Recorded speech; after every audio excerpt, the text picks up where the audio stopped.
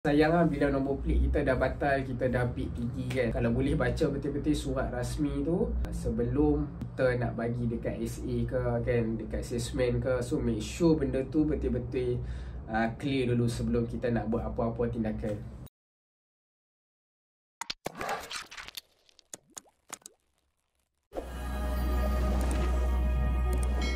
Assalamualaikum. Okey, untuk video kali ni apa yang aku nak share apa yang perlu buat selepas kita dah menang bid ataupun kita dah beli nombor plate dekat website MySikap. Okey, antara benda yang penting adalah apa kena tahu JPJ eBid dan juga JPJ MySikap ni adalah dua platform yang berbeza. Boleh refer dekat video aku yang sebelum ni, aku ada buat video berkenaan dengan JPJ eBid dan juga JPJ MySikap. Untuk video aku yang sebelum ni banyaklah sebenarnya aku dapat komen dekat YouTube tu berkenaan dengan proses MySikap dan juga JPJ eBid ni. Cuma aku tak sempat lah nak jawab semua soalan yang mereka tanya tu kan. Just aku boleh reply benda yang simple-simple, aku reply. Yang selalu aku dapat lepas dah menang bid ni, receipt tu nak buat apa? Kita kena pergi JPJ sendiri untuk register ataupun apa? Jadi untuk video kali ni aku nak tunjuk dan bagi tahu proses selepas kita dah menang, selepas keputusan bid tu dah keluar, apa yang kita perlu buat. Okey, macam JPJ eBid, dia akan berakhir lebih kurang dalam pukul 10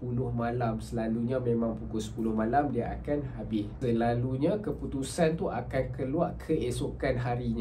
Jadi kita boleh check out kita punya receipt melalui inbox ataupun peti masuk dalam akaun JPJ eBid kita tu lah. Dan juga kita ada option link, iaitu kita boleh check kita punya email yang kita dah register masa kita buat akaun JPJ eBid tu. Receipt akan dihantar ke email yang register tu lah.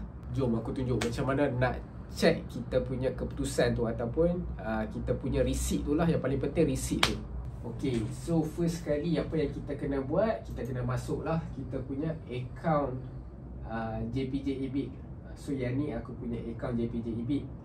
So sekarang ni yang tengah berlangsung adalah nombor plate daripada Johor, JWN RAS VLH. So yang Johor punya akan berakhir 11 bulan 9. Perlis RAS akan habis bid 12 bulan lah, sama macam VLH 12 bulan pukul 10 malam. So sekarang ni siapa yang nak bid, dia akan bid lah ataupun pukul 9.30 12 bulan tu baru dia start bid. So dalam masa setengah jam tu dia akan betul-betul monitor lah siapa yang akan bid dia.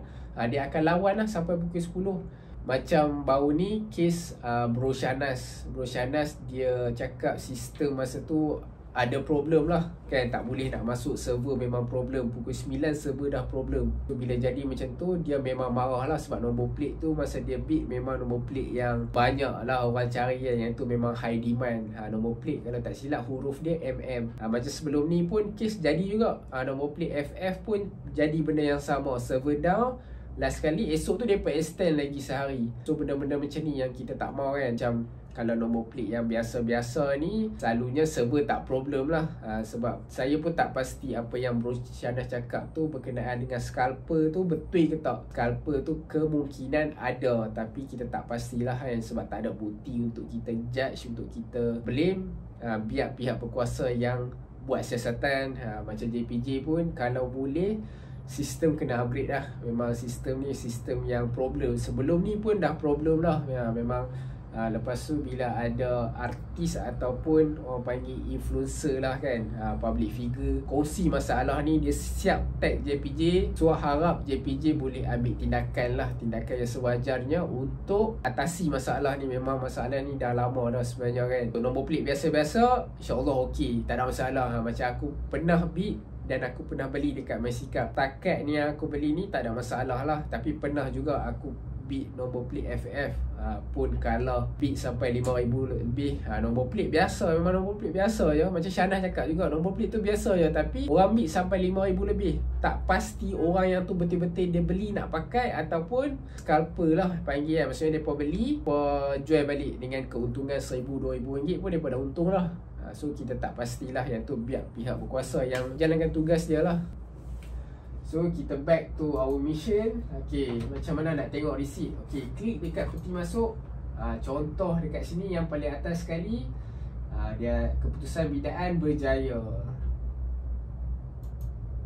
So dekat sini boleh baca satu-satu. Please baca. Sebab apa? Kita tak mahu nanti ada masalah di kemudian hari, terutamanya dekat sini.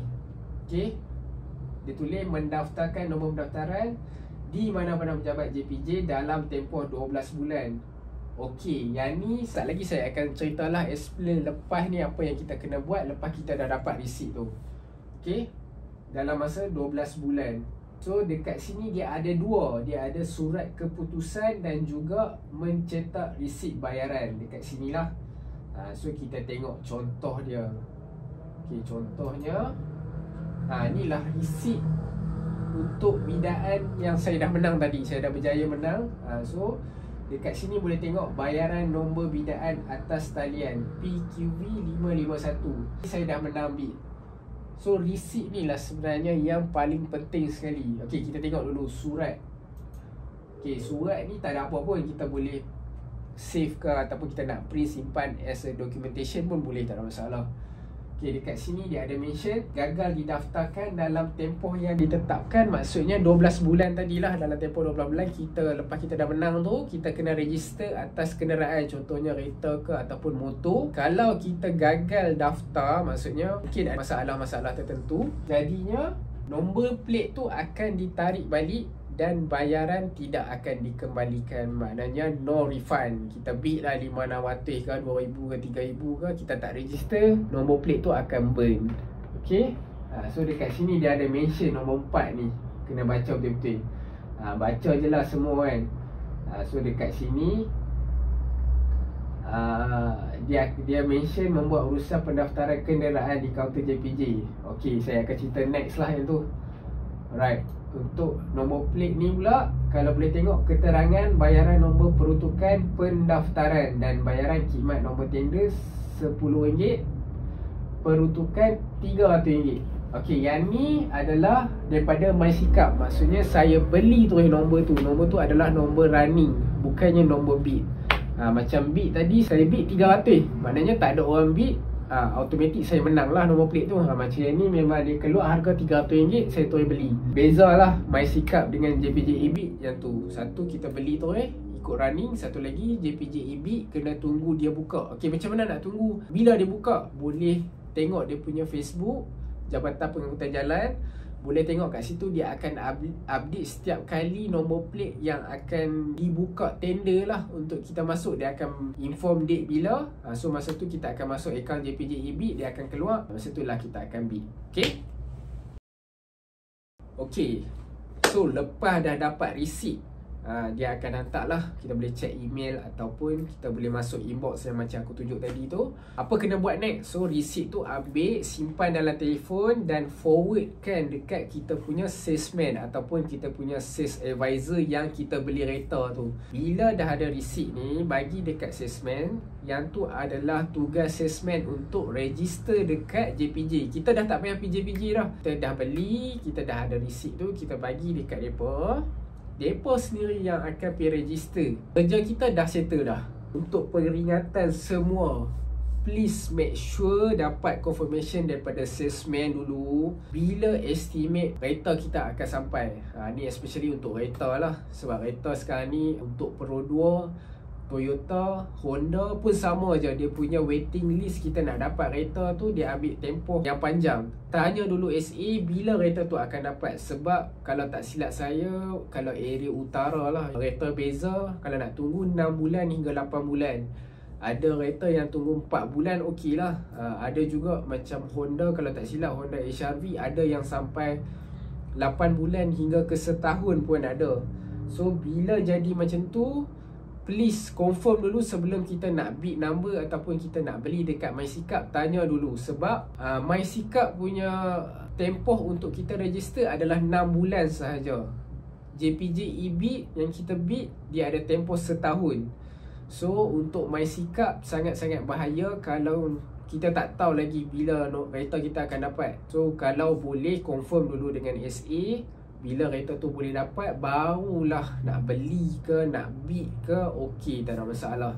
Okey, Yang tu memang kena tekankan sebab banyak orang yang dah beli nombor plate daripada MySikap ada tempoh 6 bulan tapi kereta tak dapat beli. Kalau kata beli murah okey lah kan, 300 still lagi boleh pejam mata. Yang dah beli kat 1000 ke, nombor 2 angka ke apa ke, memang sayang lah bila nombor tu tak boleh nak register kan, tak boleh nak pakai sebab dah expired, sebab kereta tak dapat lagi.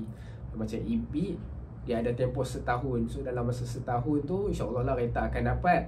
Cuma confirm juga dengan SA kan, pastikan kalau tak SA tanggung duit bid tu sebab dia dah confirm dah kan. Kalau kita bid sampai 5,000 tiba-tiba tak boleh nak register, sayang lah. Terpaksa parking dulu nombor plate tu dekat motor baru ke, beli motor ke, just parking dulu, nanti buat interchange pula panjang cerita, nak kena tambah duit lagi. Kalau nak buat penukaran nombor plate dari kenderaan A ke kenderaan B tu pun ada cost juga tu sebenarnya. Sayang lah bila nombor plate kita dah batal, kita dah bid tinggi kan. Kalau boleh baca betul-betul surat rasmi tu sebelum kita nak bagi dekat SA ke kan, dekat salesman ke. So make sure benda tu betul-betul clear dulu sebelum kita nak buat apa-apa tindakan.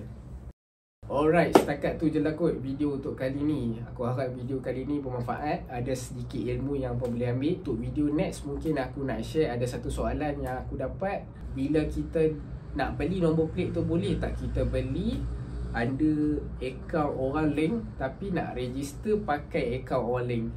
Yang tu dia ada special case sikit, tapi aku tak mau cerita kat video ni, aku akan cerita kat video next. Alright, semoga bermanfaat. Assalamualaikum warahmatullahi wabarakatuh.